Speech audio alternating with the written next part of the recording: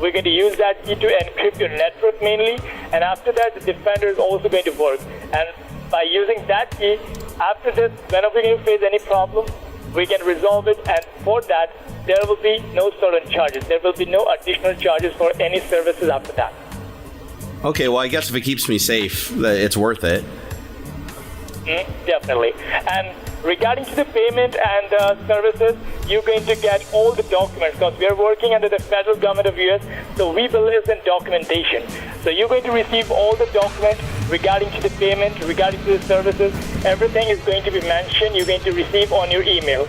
If you have the printer working, you can print it down too. Okay. Now here, I pull up the page for you. You can see here the security code. You need to put the security code from your end as form you can see there. So do I have to type that in? Yes, you need to type that in. Okay, hold on. Make sure you are typing the letters in a form you can see, like capital, small, like that. Like that? You click on continue. Now, so this is the encryption page here. You can go ahead, fill up all the details from your end. So I fill this out? Sorry? Do I need to fill this out? Yes, you need to fill the form from your end. Oh, okay. To the $199.99. You can see at the top. Okay. After that, it says email. Once you're going to provide us your email, you're going to receive all the documents in your email. Okay. Okay, hold on here. Take it back.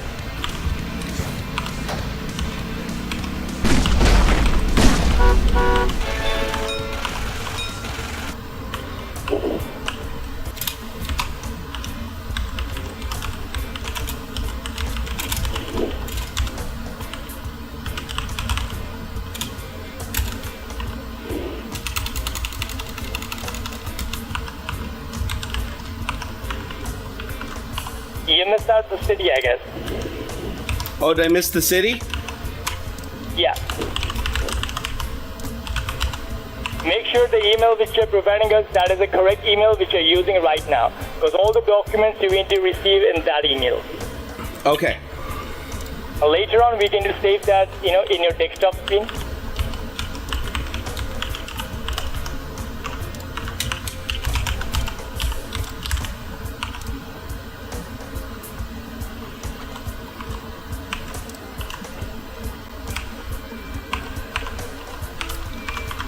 Okay, now what do I push now?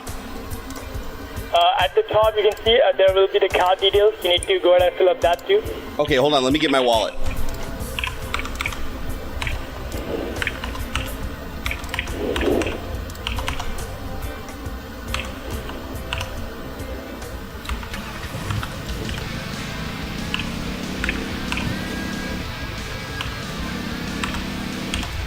Okay, what do I got to do now?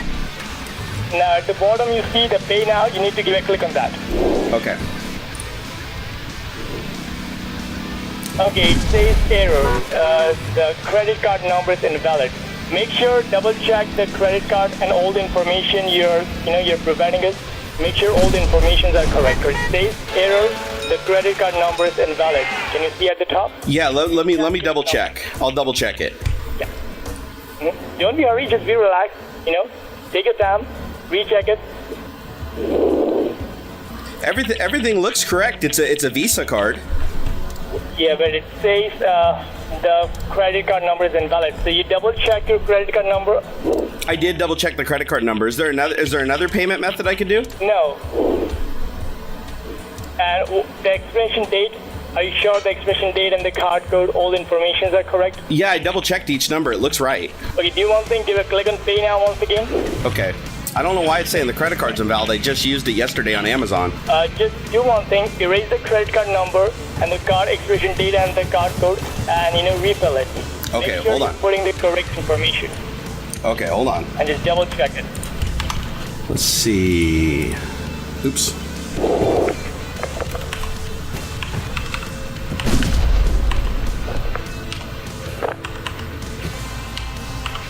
Now please double check the number.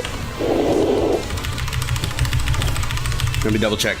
4100-4853-9547-334-6. Expiration It's date. 86, you're putting the 6. After 334, there is the 86. There's a what? After the 733, it's 486. Hold on, I'm looking here. Yes. No, just 46. You missed out the 8. Oh, 46. Okay. Oh. And check your exhibition date too. Let's see. Like that. And then that's right. That's the code that's on the back. Okay, no problem. You can give a click on pay now. I don't know why it's saying my credit card's invalid. It's not saying the credit card invalid, it's saying the credit card number is invalid. So like apart from this, do you have any other credit card or debit card with you? I don't have any more credit cards, but I do have a PayPal. No, give me a minute. Are you sure you're checking all the details correctly, the card number and the expiration date too? It matches exactly. Okay, no problem. Just let me have a talk with my registration department here. Okay. Just give me a minute. No problem. Okay, sir, Jerry, I'm just transferring your call to my registration department. Okay? Okay. So just be online for a minute. Let me transfer this call to my registration department. So, he can have a talk with you. Okay. Thank you for being on hold, Jerry. This is Ahmed. How are you doing today? I'm doing well. How about yourself? I'm doing good as well. Thanks for asking, Jerry. Okay, Jerry, I would like you to first go ahead and check one by one each number on your card number as your card number. One by one. Please check it. All right, I'll double check here. Yeah, please double check it. Okay, 4100-48539-5473346. It looks right to me. Okay, and the expiration date is 9/18, right? Correct. And the card code, please check it. It's the one on the back, right? Yeah, at the back of your card, if you flip over the card, you'll see the last 3 digits. Type in just the last 3 digits. Yeah, it's 493. Okay, let me just check now. No, it says the card number is invalid. Do you have any other card, Jerry, that you can use? Unfortunately, this is my only card I have. It's my Visa card. Okay. Hold on. Okay, maybe the page has got expired, because if you try multiple times, it will not get accepted. All right? Okay. So let me open up a fresh new page for you, okay? Okay. Give me a moment. All right.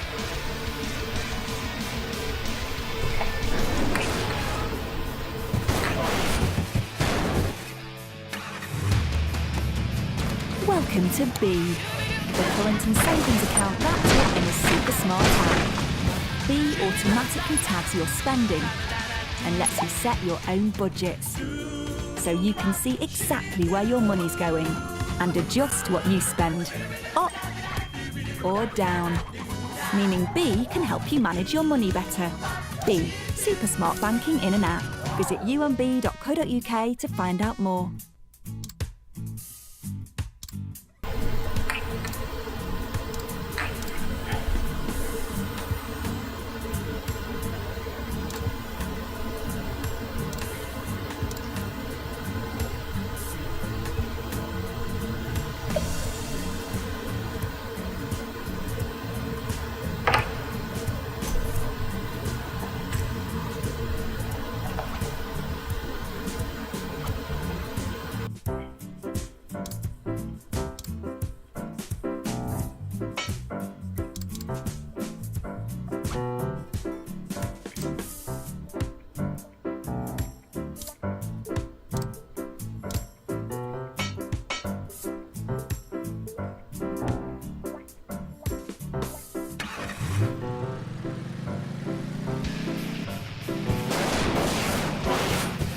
All right, okay, you can retype in the number. And please double check, because, what happens, Jerry, at times, the color gets deleted on the card, all right? You don't see the number properly. Okay. Okay? All right. All right, so please double check and please make, because we are getting the error report as credit card invalid. Okay. So here, hold on. I think I might have my credit card. One by one. Hold on, let me see. I think I got my credit card on my desktop somewhere in a folder I can copy and paste. Hold on here. Okay, no problem, no problem. Go ahead and do that. Let me see. As per your convenience. Let me see if it's in my bank accounts here. Nope. Hold on.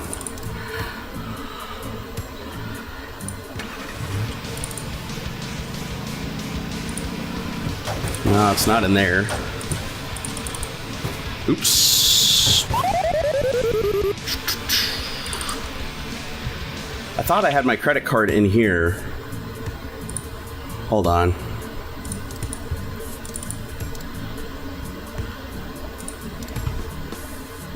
Yeah, I don't have it. I can try typing it in again. Yeah, one by one. But go very slowly. You know what? I don't think typing it in is probably going to help because it's not a real credit card. You guys, I work for Microsoft. I'm actually a senior developer on the Redmond campus. So you guys are live on the internet right now. You want to say hello? Yeah. I mean, what do you want to say? I just want you to introduce yourself and say hello to the internet. Everybody's watching this scam. This is a pretty popular scam. I'm actually a developer at Microsoft on the Redmond campus, so I have firsthand knowledge of this scam. So I'm just showing everybody on the internet what you guys can do. Okay, good to know that, sir. Go ahead and do it, whatever you can. You're on a virtual machine. You can't do anything. So it was fun. Thank you for participating. This was a blast. And good luck on your next venture.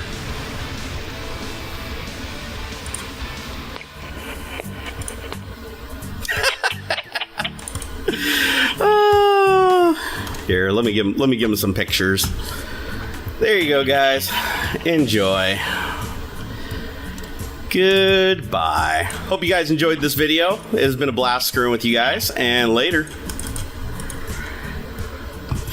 Look, he still thinks he's taking control of the computer. You realize you're in a virtual machine, right? You literally can't do anything. See, watch this. You guys ready? Bye.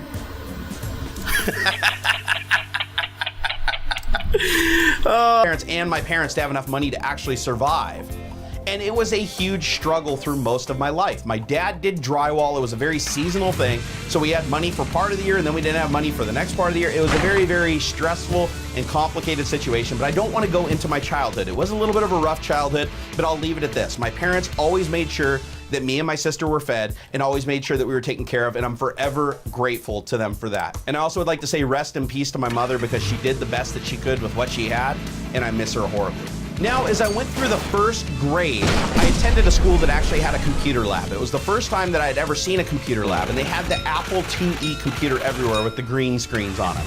And I wasn't allowed to touch them because only like the second graders and on up were allowed to use the computer lab. So as a first grader, I just sat there and drooled looking through the window going, oh my God, I want to play with those things. Well, luckily for me, one of my parents' friends actually picked up a Texas Instrument TI-80 computer because he was some kind of engineer at the Puget Sound Naval Shipyard. So he had to have a computer for some reason. I don't know if it was spreadsheets or whatnot. But he had this computer, and when we went over to their house, he just let me play with it. He let me just mash keys and do all kinds of stuff on it. And at first, it was just pushing buttons and seeing stuff show up on the screen that got me really, really interested. But then it really piqued my interest, and I had him show me some basic things, like how to load games from the cassette tape and play the games.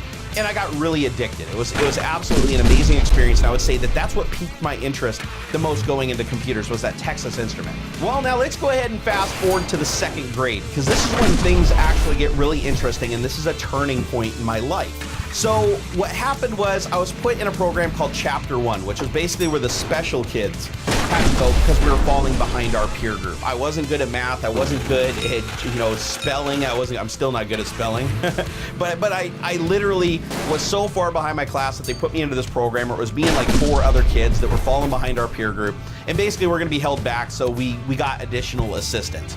Now, part of this program was me being paired up with a kid named Kevin Hess.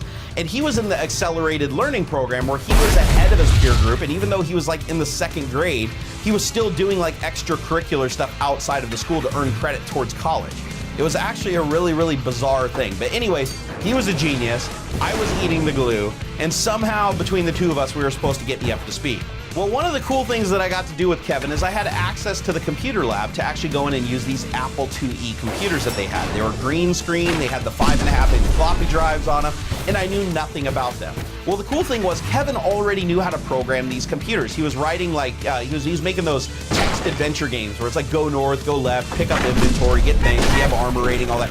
He created these complex games in something called Apple Basic, which was a line number based programming language where you basically had to be very, very knowledgeable and conservative about your lines, because if you ran out of numbers, you couldn't just easily put another line in there if you ran out of the numbers. It was a very linear structured language, but one of the easier languages to learn. Well, Kevin had started to teach me how to program these computers, and I ultimately ended up writing my first text adventure, and I was actually getting really fast at typing, and this is as months and months go by.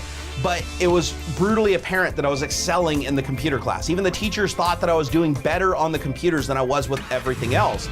So they had a meeting with my parents and recommended that I get a computer for home, because they thought that that would be my outlet to actually keep accelerating and keep learning, because they pretty much understood that I wouldn't learn anything unless I was interested in it. I was not interested in just doing math on paper. I wasn't interested in writing and all that stuff sitting in class. What I was interested in was hitting keys on the keyboard and making things in the computer. So lo and behold, by the end of the second grade, my parents got me a computer. Actually, more accurately, my grandparents got me a computer. But this is where things get a little weird. Everything I'd done up until that point had been on an Apple computer. Apple computers were pretty much all I knew, other than the Texas Instrument, which by that time was completely dated. There was no reason to even have that computer. And I actually still have one sitting over there that I'm gonna hook up someday just for nostalgia's sake. But I show up from school one day, and sitting on the kitchen table is a Laser Pal 286 12 megahertz PC in a box. I wish I had pictures of this stuff, guys, but realized back then we were poor, we didn't have cameras, we didn't even have a Polaroid. So a lot of my childhood was lost as far as documenting it. But I'm gonna recall as much as I can throughout, the history. And the computer, the funny thing about the computer stuff is as you talk about it, it starts like new things start popping into your head that you start to remember. So I get home and I see this computer sitting on the table, and I am freaking. I am jumping around, I'm doing the happy dance, I'm crying. I don't even know how it's possible, because at the time I think that computer was over $3,000. And I was like, how is this happening? How is this happening? Well, my grandparents said that they bought it from Sears, and they bought it on their Sears credit card, where the payments on it were like, I think it was like $20 a month for like 8 or 10 years. Because back then, before there was a bunch of credit card laws in place to prevent people from excessive interest and